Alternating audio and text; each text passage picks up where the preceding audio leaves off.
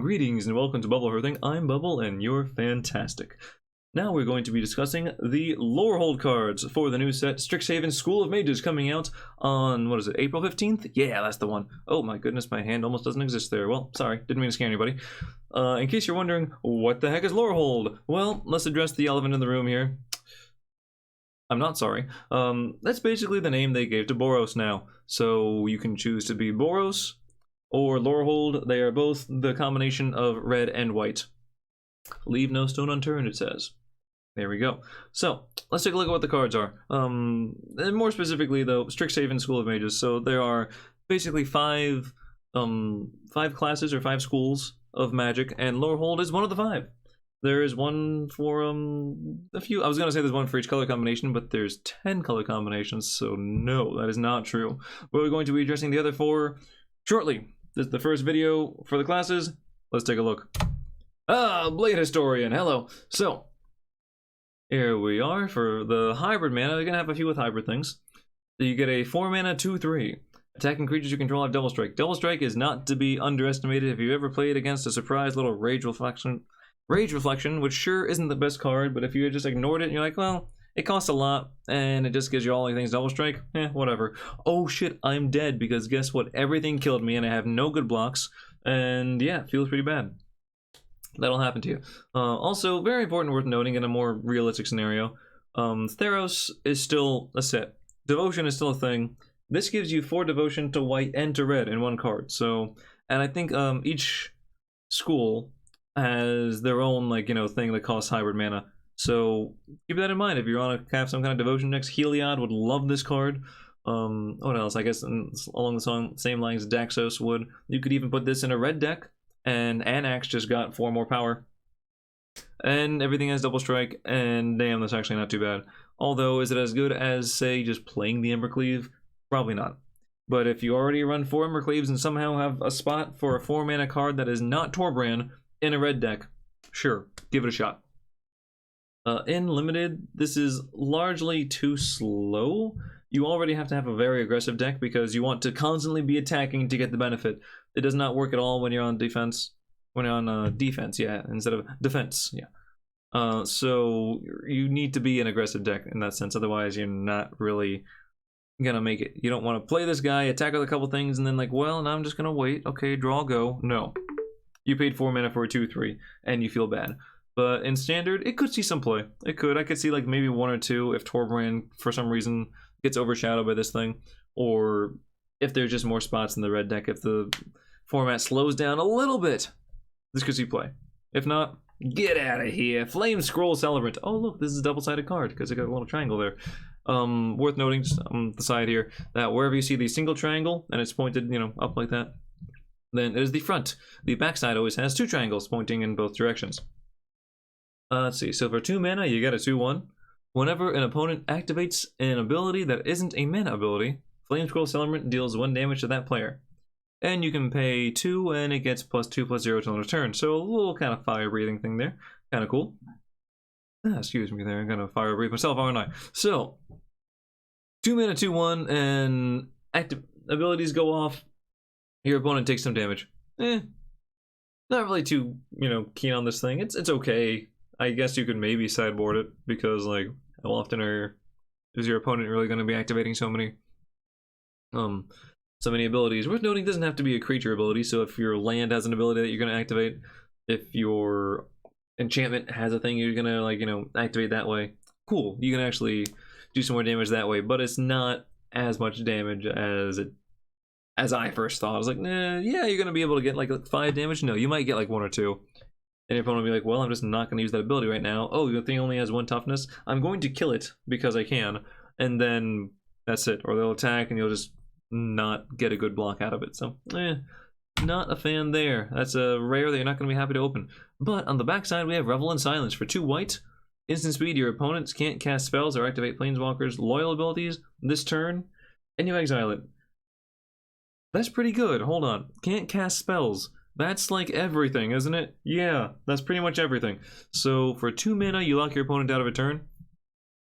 Well, guess what? If you want to combo off for whatever reason, if you're running like Jeskai maybe. You know, you have some blue and this is your red and white. You could just be running white for all I care. Or I guess it'd be more like Azorius, because if you're going to combo off, you're probably running blue. Maybe even green. You can just say your opponent can't do stuff. Like, instant speed you can also do during their turn to basically lock them out of a turn. Be like, well, draw, play a land, attack, maybe, maybe not. Okay, pass. This card's legit. This is serious. Do not underestimate this card. Even in limited, you can get away with this. If you have a good board state, you just play this during your opponent's upkeep if you want to, whatever. Worth noting that if you respond to something with this, whatever they play will still, you know, proceed to resolve because it's already been cast. You can't stop it after it's already been cast. This is not a counterspell. It can just stop them from doing more things beyond that. So usually if you want to try to skip your opponent's turn with this, essentially, you want to do it during their upkeep, maybe before they draw, maybe after the draw. I don't know. It's up to you. It probably doesn't really matter too much. Maybe it does. But yeah, this is a legit card. KCI people ran silence. Just saying. Moving on. Hopefree Ghostforge. 5 mana for a 4/5. A legendary creature can be your commander. A spirit you control, get +1/+1, and have trample and haste. Since this Lorehold, Boros cards here often have an effect that creates a 3/2 spirit token, then that is relevant. Whenever another non-token creature you control dies, exile it. If you do, create a token that's a copy of that creature except it's a spirit in addition to other types, and it has when it leaves the battlefield, return the exiled card to your graveyard. Ugh, that's a lot of words. Okay. Jesus, all the words. Oh my goodness. I need those goggles that Mr. Luxodon here is brandishing because, geez, ugh, my eyeballs. Anyway. So it's a Lord for spirits. That's kind of cool. Actually, some random spirit support doesn't really hurt too much. Usually spirits are more of like a blue-white sort of thing, but cool, it could see some play in previous formats. If you're running a spirit commander thing, then sure, this can be your spirit thing. Let's see, whenever we're not going to exile it, and you make, let's see, a copy, except it's a spirit. That's actually not terrible. And then when it dies, the exile thing goes back to your graveyard, so it's not like it's exiled and gone forever if you have some sort of weird recursion, or if you have some graveyard synergy, like maybe some sort of unleash, or delve in different sets, you know.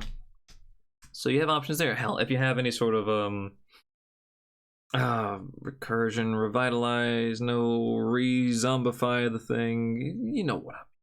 When you bring the creature back from the graveyard to the battlefield, that effect. For 5 mana, is it worth it? Probably not. You already have to have a decent number of spirits out there, otherwise, nah.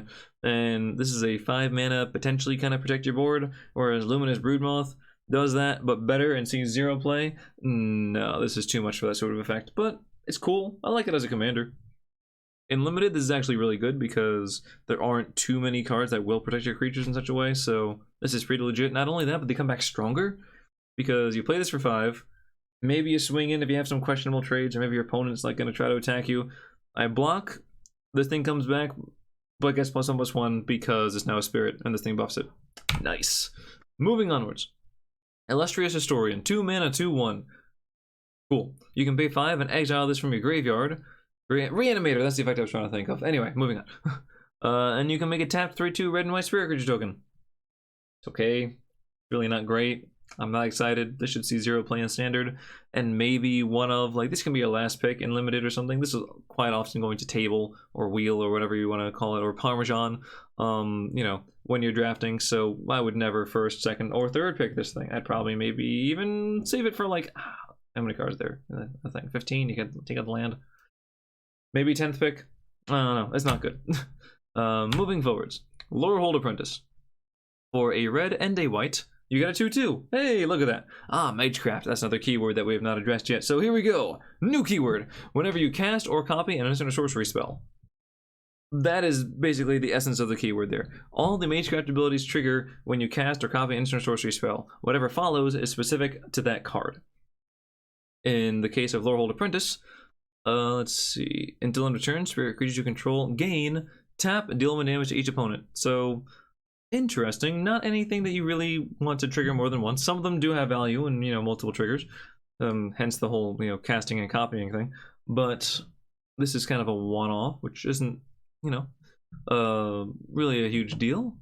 let's see. In limited, this is fine as a 2/2 if you just want to play it as a grizzly bear. Not really fantastic. But in standard, I usually like these kind of effects, but I really have a soft spot for Prodigal Pyromancer and Prodigal Sorcerer too, by extension. Obviously these only hit face, they don't go for other creatures, so it's an interesting way to just be like, surprise, but you know, I kill you out of combat. But keep in mind that you're tapping creatures in order to deal the damage, whereas you could probably just attack with the creatures and get a few more points of damage through. I can tap these three, like, you know, 3/2s, or I can attack and hopefully get one of them through. They're both 3 damage, so worth noting there. Standard is not going to say anything. Limited, maybe, if just because you don't have anything better, and a 2/2 is the best you got. Ah, yes, each class has their own command card, which kind of follows, you know, the similar kind of, you know, there's Kolagon's command. I think there's Silumgar's command. Is that a thing? Probably. Is there Ojutai's command? I don't know. Something Cons of Tarkir. Anyway, for 5 mana, you get instant speed. Choose to create a 3/2 red and white spirit creature token. Like I said, they got a lot of spirits in this thing, in red and white. Or I guess creatures you control get +1/+0 and gain indestructible and haste. It's on a turn. Haste, just a nice little add-on there, but indestructible is really a big one you want. Unbreakable formation, anyone? Lorehold command deals 3 damage to any target. Target player gains 3 life. If I had the soundbite like someone does, like Jim Davis does, where it's like, oh my god, it's lightning helix. Oh my god, oh, ah! Then look it up. But it's worth it, trust me, like 100%. And just look at a little YouTube clip, and you'll have a good day. So solid ability there. Or sack a permanent, then draw 2 cards. Yeah. Pardon me. I'm dying. It's just not really a joke I should really be making in 2021, particularly in 2020, but 2021 also, so I'm okay, for the record. Alright, so obviously, the third point there, where deal 3 and gain 3, that's going to be your fallback. Like, you know, if you don't really have anything else to pick, that's a solid thing. There's never going to be a bad case for that. Either deal it to your opponent's face, or deal it to a creature, you gain 3 life, you're in a good time, right? Also, making a 3/2 is usually fine, but not really that great. I think the second bullet point is probably going to be the least often used because it costs 5 mana to do it. Why? When you can do it for cheaper, so don't count on that too much. And really, that last one as well, I think it's going to be like number 1, number 3 is going to be the most common choices, the most common mode for this card. Let's see though, sack a permanent, then draw 2 cards. It's alright. I guess if you're going wide, then you could potentially do that. Also, it says sack a permanent, so you can sack a land if it's later on in the game. I think in limited this card's fantastic. I think this card is amazing in limited because it does so many things. They have so many options, and they're all, I mean, obviously they're all good. It's not going to give like one of those options like take 5 damage. Why? I don't know, just because you might want to pick 2. No, this is a super solid card in limited. In standard, does it have enough flexibility to actually see play? Do you want to make a 5 mana 3/2? Not so much, but really it's going to be how strong is deal 3, gain 3. If this is aggressive enough, in aggro decks, you might actually see the middle 2 options. But yeah, this is going to be more of an aggressive card. Obviously, it's not going to be a slower, you're not going to use the card draw for it too much.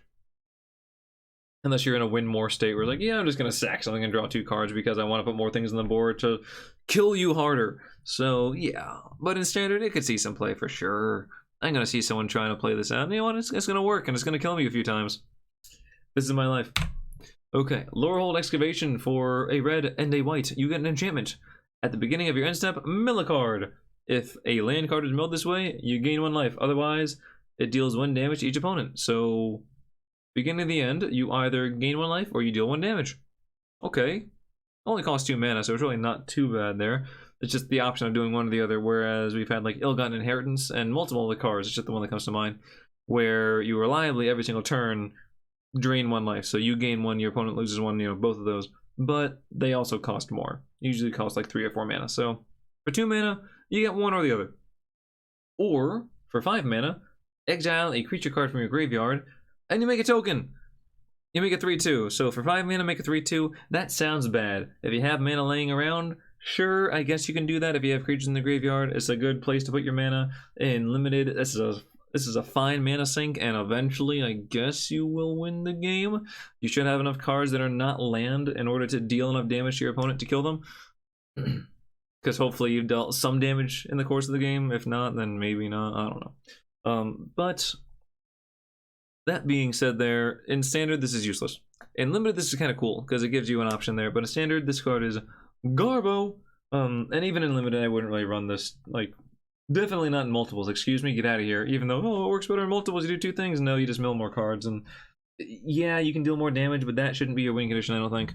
Having multiple ways to exile your creatures is not a benefit.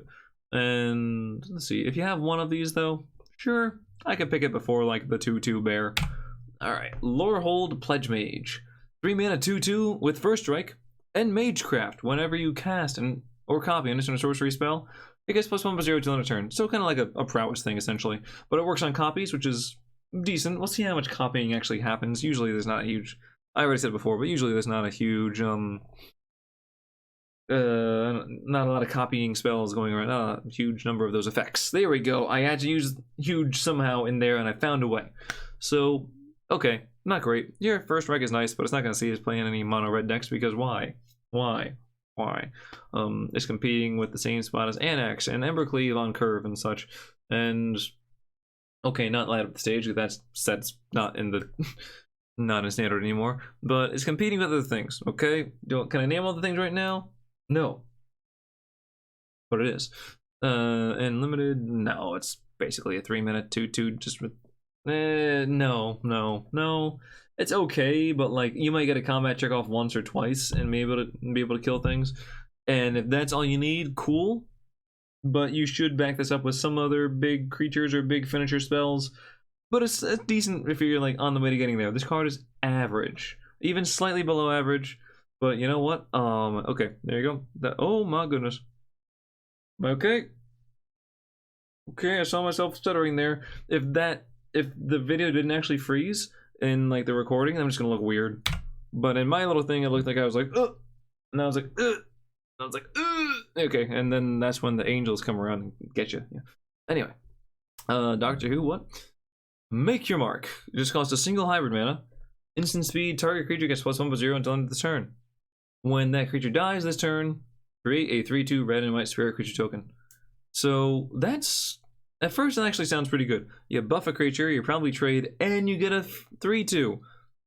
Alright, 1 mana 3/2, right? Well, you also have to lose your creature, which kinda sorta sucks. So do not imagine this is a 1 mana 3/2. Pretend this is a 1 mana sacrifice a creature, make a 3/2, which sounds a lot worse now. Like, well, I kind of want to sacrifice like a 1/1 or something, or like a 2/2 if I'm gonna get a 3/2, and then I'm using 2 cards to make 1 creature, and I already had a creature. Yeah, not that great. In standard, get out of here, you're useless. In limited, very, very niche cases, I would just not run this card in limited. I think this is not at all where you want to be. If you're already trading off creatures, if you're lucky, you'll trade up. But if you're in like the case where your opponent's attacking and you're attacking into things like that, maybe getting the +1/+0 is going to help you, but getting a 3/2 on the board probably isn't going to push you past. Probably isn't going to push you into the lead. I'll say that. Okay. Oh, we have a flip card. Look at you. Mila, Crafty Companion. For 3 mana, you get a 2/3 Legendary Fox. Whenever an opponent attacks 1 or more planeswalkers you control, so you're playing walkers, sure, put a loyalty counter on each planeswalker you control. Okay. It's a different way to protect them, kind of ramps them up a little bit. And then after they declare their attack, you can, of course, use some sort of instant speed removal, or just block, hell. Because this works on declaration, of course. And your planeswalker got buffed up. So if they're close to ulting and your opponent's attacking them, you try to stop them from doing that. And then you like, oh, by the way, shock you don't kill my thing anymore. You can just turn that around really quickly. So it's a big risk reward there for your opponent. Whenever a permanent you control becomes the target of a spell or ability an opponent controls, you may draw a card. This is not a new ability. We've seen it on a few other cards. I'm not going to name them because I don't know what they are, but we've seen them. Isn't like a Leovold or something? Maybe, maybe not. I don't know. I could be wrong. Anywho, it's an effect that we've seen before. Not really too exciting, but it does mean that like if your opponent does use the hard removal and get around your planeswalkers with like, you know, kill spells, at least you draw a card, and this is a permanent you control, which means unlikely event, but if your opponent decides to target your land with something because they're playing Stone Rain, because it's in the Mystical Archive and now it's in Historic, this will let you draw a card off that. So that's something. Let's see. Let's look at the other side anyway, because aside from that, like, you obviously have to be playing this with Planeswalkers, otherwise it's kind of useless. And for 3 mana, it's still kind of iffy. I'd almost just rather play a stronger 3 mana creature to stop my opponent from attacking them. But we have Luca! Luca has returned! He's come from Ikoria to Strixhaven to learn about the stuff, because he's like, guess what? I want to learn about the stuff. 6 mana. Planeswalker with 5 loyalty. +1, you may discard a card if you do draw a card. If a creature was discarded this way, draw 2 cards instead. So, it's almost like a reverse sort of thirst for meaning or that sort of thing, where you know, draw however many cards and discard 2 or just 1 if you discarded one of a certain type. I think thirst for meaning, thirst for knowledge is another one. But anyway. Of course, this is red though, so instead of drawing first, you discard first. That's a very red thing to do. It's very on brand, on the color, so I like that. And it's okay. I mean, if you play this with a whole bunch of creatures, then it's basically just a draw 2, so... Or draw 2 or draw 1, you know. If there's anything that likes to be in the graveyard, you could try to play this with Kroxa, discard it. Not very likely, because you're playing a 6 mana thing, you discard a 2 mana thing. But if you have any synergy there, sure, added value, but not huge on that first ability. Second ability, -2. Return target creature card from your graveyard to the battlefield. It gains haste. Exile it at the beginning of your next upkeep. So of course they kind of synergize with each other. With a +1, you can put the creature in the graveyard. Next turn, if it survives, if it doesn't take more than 4 damage, -2, and kind of sneak attack the creature out, which is cool, I guess. It's nice. It's a little like, what are you going to be doing where you don't want to just play the creature because you have 6 mana to play Luca, unless you cheat him out somehow, which you probably don't, I imagine. So you have 6 mana to play Luca, but there's this other creature that you really want to put into battlefield this turn that you can't just cast.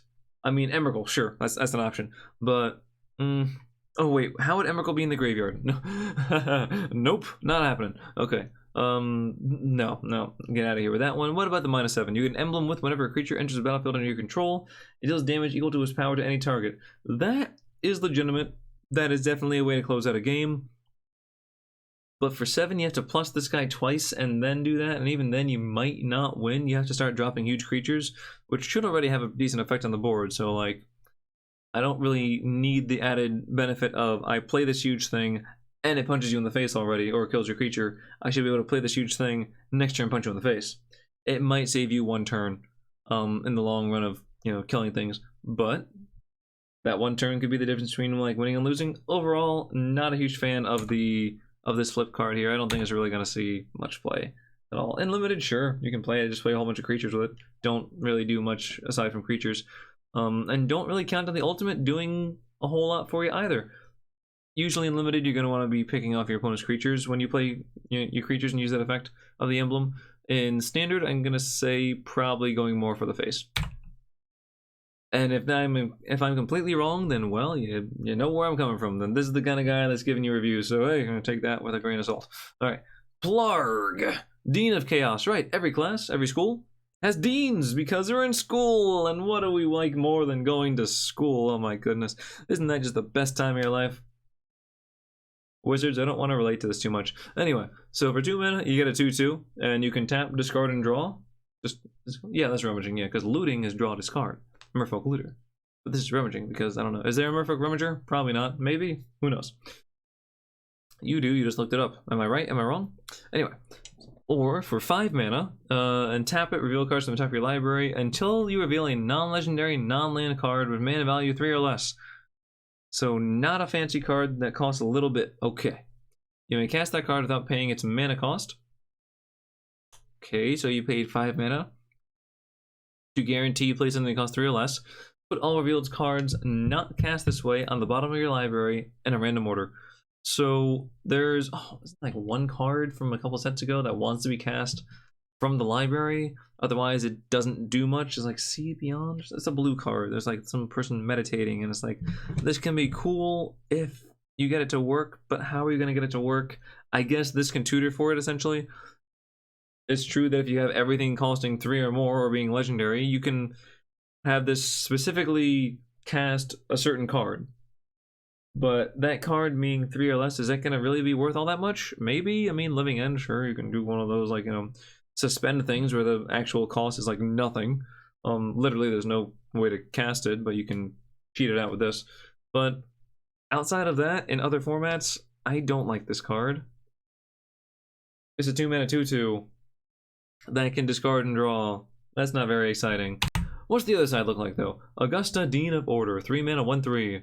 You got worse. Other tapped creatures you control get +1/+0. Other untapped creatures you control get +0/+1.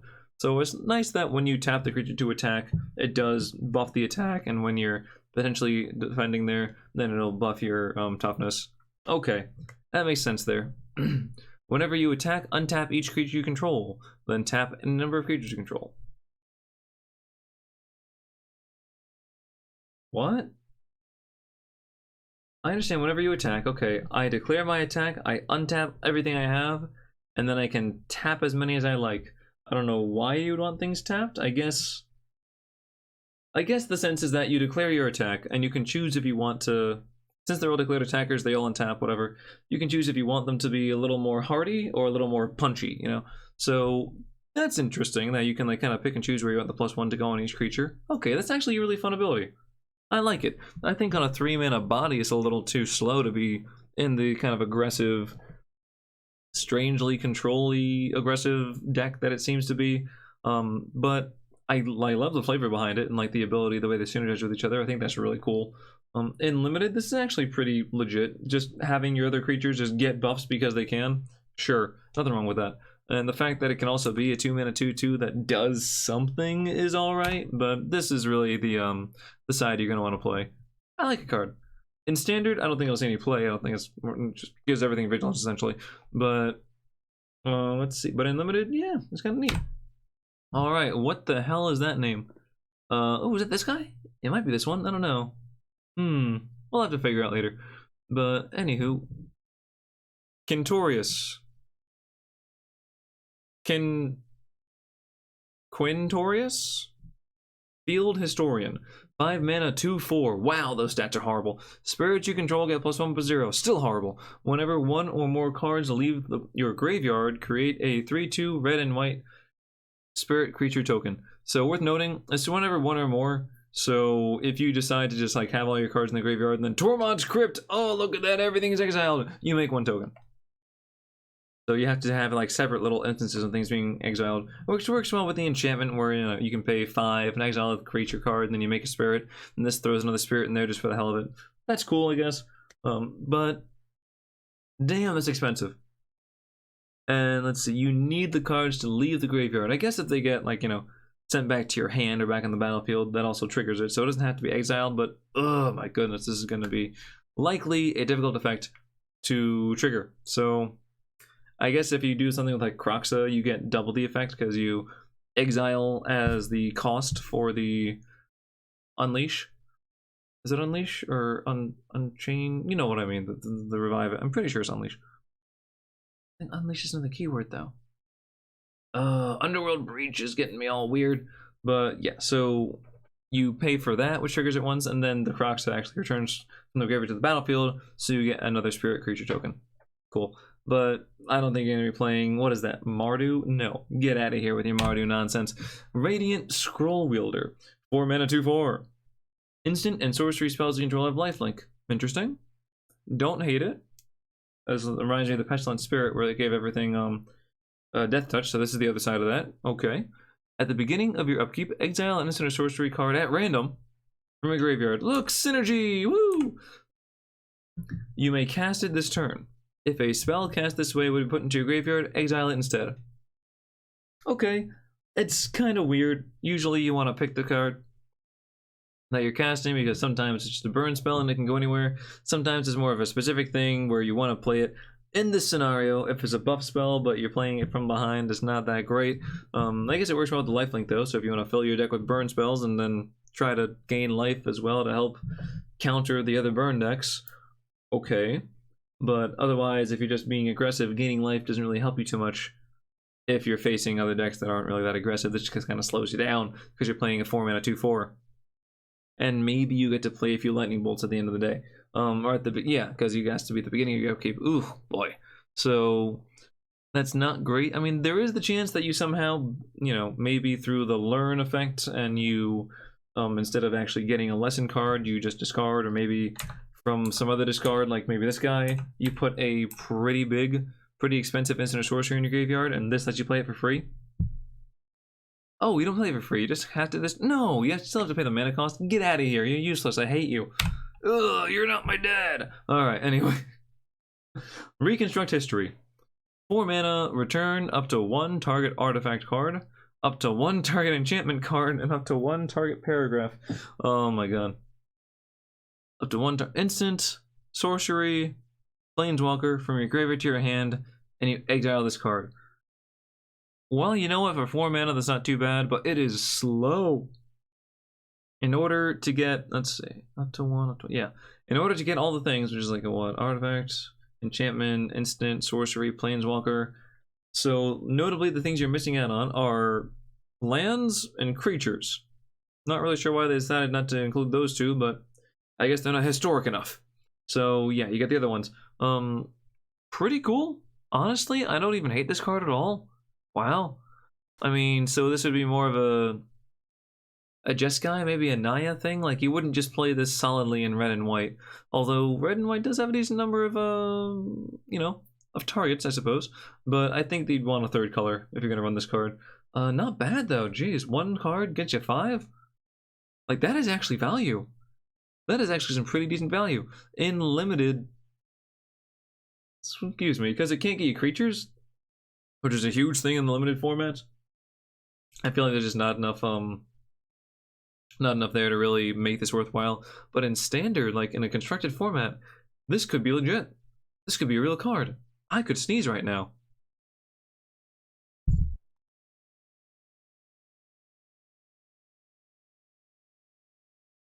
Pardon me, I muted the mic. Hopefully I didn't disgust anybody.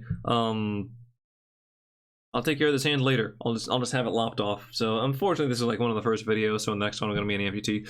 But you know, until then, or I'll just pour the gamer juice on it. You know, good old Mountain Pro gamer move right there. Mountain Dew cleans all wounds. Okay. But yeah, I actually like this card quite a bit. Okay, going on. We're almost there. We're in the R's. Relic Sloth. Oh my god, that card. Look at it. Oh, majestic sloth. 5 mana, 4/4 vigilance and menace. That's it. That's it. In limited, it's okay. It's not great. It's okay. It's not a huge beater that's gonna win the game. It's just okay. And in standard, it's not playable, but it's okay. Return to Pastcaller. That's all I have to say about the other one. They also have, yeah, I think each class has like this strange mana cost where it's like one of one color, one of the other color, and then a hybrid of like either one. Really kind of unique. I don't know why they decided to go with that, but it stands out. So for 6 mana, sorry, 6 mana 4/2 flyer. Sounds terrible. When it enters the battlefield, return target spirit, instant, or sorcery card from your graveyard to your hand. It's bad. It's not good. If it was from the graveyard to the battlefield, which wouldn't work with instant or sorceries, but whatever. If it was that, or you know, or cast whatever, or put it on the stack, however it would word it, then maybe. But 6 mana 4/2 and get something to your hand is way too expensive for the stats there. It's no. Limited, no. It's still too much. I don't care. Standard, absolutely not. No. Rip apart. That's what this card's doing to me. You're tearing me apart, Lisa. All right. 2 mana rip apart. Choose one. It's not a command. You only choose one. Deal 3 damage to target creature or planeswalker, or sorcery suite, destroy target artifact or enchantment. So pretty decent options there. I mean, the fact that it's creature or planeswalker is nice. It can't go face. Remember that. So it's kind of narrow there. Limited, it's fine. You're going to play this card. It's probably going to kill something. You're going to be happy. In standard, this could be a sideboard card if you're playing against something where, you know, some kind of great Henji, artifacty, if you're playing against someone and they want to play the Embercleave or something that's getting in your way. This is okay, but otherwise I would not put this in the main deck at all. And as far as sideboard things go, maybe like one of maybe 2, but not too many copies. Stonebound Mentor. We should be getting to the end here. Come on.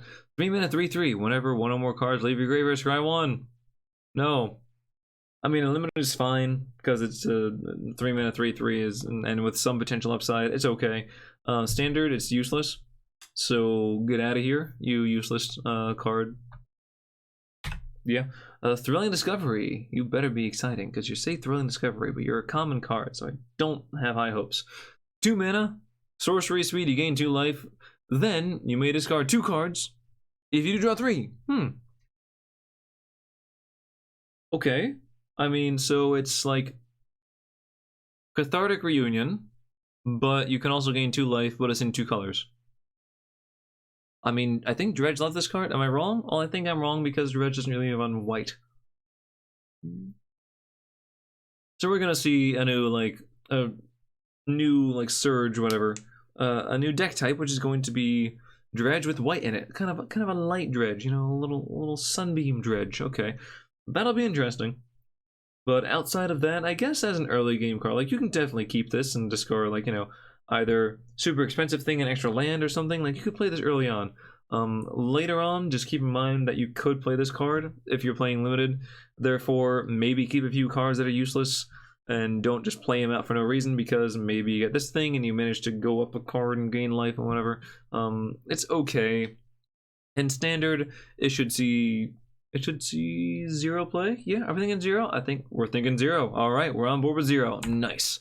And is this the last one? Nope, there's more. I just saw the V and I'm like, V, how many cards can start with a V? Apparently more than 1. So 7 mana. All right, so this is the first Elder Dragon we're looking at. There's 1 for each spell wielding class. This is the Lorehold one because it's named after the dragon. Sweet. 7 mana, 5/5, flying, vigilance, haste. Not too shabby there, actually. That is worthy of being a legendary creature. Okay, now where do we go from there? Whenever this thing, Velamachus, is it? Attacks, look at the top 7 cards of your library. You may cast an instant sorcery spell with mana value less than or equal to Velamachus Lorehold's power. So in most cases 5. In most cases I can talk. Without paying his mana cost, put the rest in the bottom of your library in a random order. That is pretty damn big. So 7 mana. You play this. You attack for 5 in the air. Look at the top 7. Pick something that costs 5 or less, instant or sorcery, and you play that too. Probably doing some more damage or drawing some cards or something. That's pretty huge. That's not even, I'm not even gonna lie, that's actually a really strong thing. In limited, oh yeah, huge bomb. Oh my goodness, you play this every time. The fact that it doesn't actually like mill the cards, but it puts them back in the bottom of your library for everything else, like, so you're not, you know, gonna attack with this twice then lose because you're decked out. Yeah, my god, this card's great. In Standard, not as good. Not as good there. Limited is a bomb. In Standard, is pretty good. Will it always win you the game? No. But is it still a pretty strong card? Absolutely. Just count on getting 1 attack in there, and hopefully removing the board with whatever the hell you play afterwards, or just stabilizing, or maybe doing enough damage to win there. Or if you have some way to buff this thing and attack for more, you could play some huge bombs. I don't know. Play an ultimatum. You're playing 3 colors then, because you're going to want to be able to cast it without this guy. But if you throw an ultimatum in there and you buff it a little bit, then you know what? You're off to the races. Is buffing really a great thing? No. But, hey, who am I to tell you? Who am I to tell you how to live your life? Okay. Venerable, warstringer. But overall, I think, like, limited, obviously 10 out of 10. Standard, probably like a 7 out of 10? Maybe? It's actually it's a 5 out of 7, you know, so, you know, perfect score. All right. I tried to meme, I'm sorry. I can't really reach past this area, so it's just what it is. Venerable Warstringer, 3 mana, 3/3, Vigilance Trample. That's pretty good, actually. Whenever it deals combat damage to a player, you may return target creature with mana value X or less from your graveyard to the battlefield, where X is the amount of damage Venerable Warstringer dealt to that player. That's a pretty big gains right there. Look at that. That's a real card. This is a real card in limited. It is only a 3/3, but it costs 3 mana and has a pretty high upside. So yeah, like, I guess we're doing out of 10 because I was gonna say like 3.5 out of 5, which translates to what, 7 out of 10 there. Ooh, doesn't really very well. I'd put it more so to like a 6 out of 10, maybe 6.5. But still, I would play this every time. Just don't be surprised if you get this later on in the game and you can't use the other ability because you can't use, like, you know, its recursion effect because it's just not the biggest thing on the board and you just can't attack with it. In limited, this could see play. In standard, you could definitely see play if you're playing a more aggressive deck and you're able to just, even if it dies in combat, if you're able to get some trample damage through and get some of your little dudes out there again that you just kept attacking with and maybe got picked off early, yeah, that's huge. That's actually huge there. Wow, in an aggressive deck, these go in two different decks, I'm going to say. But in the aggressive deck where this goes, this is like 8 out of 10 status, whereas this is more of like a 6 out of 10, or like the 7 out of 10, like I said before. So this is slightly better in the deck where it belongs. Okay. And that's it. We did it. Oh my goodness, we got through all the Lorehold cards. Another video under an hour, ignoring the fact that, you know, there are going to be twice as many videos basically, because I have to examine like the Lorehold cards, and then the white cards, and then the red cards that do not belong to a school of magic. So, oh, this is going to take forever. But we've only just begun. Yes, that was supposed to be uplifting. It wasn't.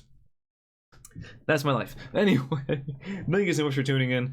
Please let me know what your thoughts are. Thoughts, concerns? Are you concerned for me? It's okay. Trust me. I know I sneezed, but like I'm gonna be all right. Let me know what card you liked in the comments down below. You can join Discord. This is my little signing off thing. So good night or good morning, depending on where you are in the world. But as always, good luck.